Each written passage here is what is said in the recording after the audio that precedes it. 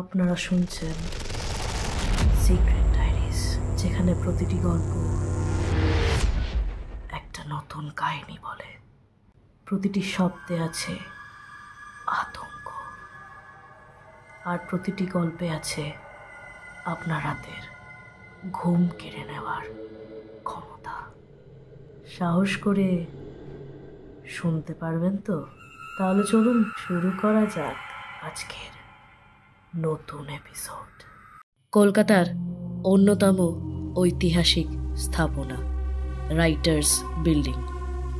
দিনের বেলায় এখানে সরকারি অফিস, ফাইলপত্র, মানুষজনের ব্যস্ততা, কিন্তু রাতে এই বিশাল ভবন একেবারে অন্য চেহারা নেয়। দীর্ঘ করিডোরগুলো নিস্তব্ধ হয়ে যায়, বাতাসে এক অদ্ভুত শীতলতা নেমে আসে। 1973 সালের ঘটনা। 1973 সালের বর্ষার এক রাত, টিপ টিপ বৃষ্টি, বাইরের রাস্তায় হালকা কুয়াশা। রাইটার্স বিল্ডিংয়ের প্রবীণ প্রহরী মুন্সিরাম প্রায় 15 বছর ধরে কাজ করছিলেন। সেদিন তার ডিউটি পড়ল তৃতীয় তলায়, বিশেষ করে ব্লক 4-এ। কিন্তু ব্লক 4 এটা সাধারণ প্রহরীরা এড়িয়ে চলেন, কারণ বলা হয় ওখানেই নাকি অদ্ভুত সব ঘটনা ঘটে।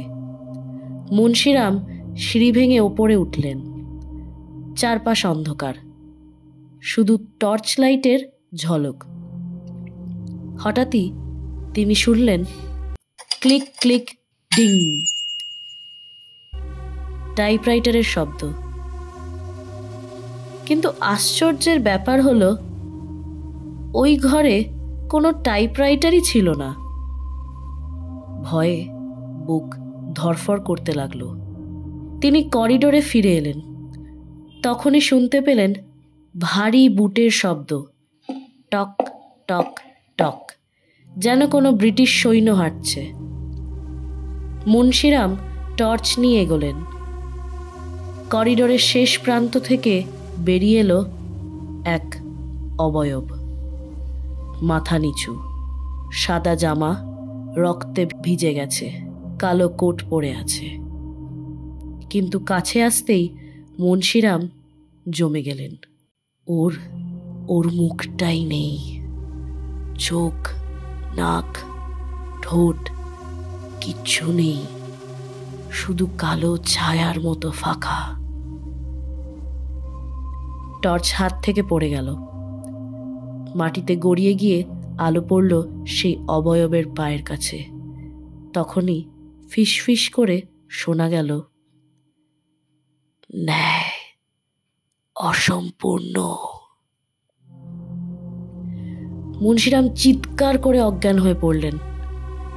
অন্য প্রহরীরা তাকে মেঝেতে শুয়ে থাকতে দেখে উদ্ধার করলেন। ঘটনার পর শোনা যেতে লাগলো এটা ছিল কর্নেল N.S. সিম্পসনের ভূত। 1930 সালে বীর বিপ্লবী বিনয় বাদল দীনেশ এই বিল্ডিংয়ের ভেতরেই সিম্পসনকে হত্যা করেছিলেন। অনেকে বলেন সিম্পসনের আত্মা নাকি এখনও এখানে ঘুরে বেড়ায়। আবার কেউ কেউ বিশ্বাস করেন তিনি ছিলেন এক বন্দী রাজনৈতিক নেতা, যিনি নির্যাতনে মারা যান। মুন্সিরাম আর কখনো ব্লক 4-এ ডিউটি দিতে যাননি। তার অনুরোধে তাকে গেটের সামনে বসানো হয়েছিল। তারপর থেকে প্রহরীরা একা ওই তলায় যেতে ভয় পান। অনেকে দাবি করেছেন রাতে শোনা যায় টাইপরাইটারের শব্দ, ফাইলের পাতার মর্মর, অদৃশ্য বুটের আওয়াজ।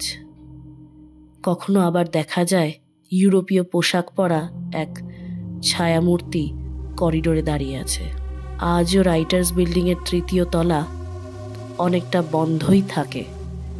সরকারিভাবে কেউ স্বীকার করে না, কিন্তু যারা বহু বছর ধরে এখানে কাজ করেছেন তারা বলেন দিনে একটা অফিস, কিন্তু রাতে এটা ইতিহাসের অশান্ত আত্মাদের কারাগার। তো এই ছিল আজকের ঘটনা কলকাতার রাইটার্স বিল্ডিং নিয়ে। যদি আজকের ঘটনা পছন্দ হয়ে থাকে, ভালো লেগে থাকে, তাহলে অবশ্যই লাইক, কমেন্ট, শেয়ার, সাবস্ক্রাইব করবেন।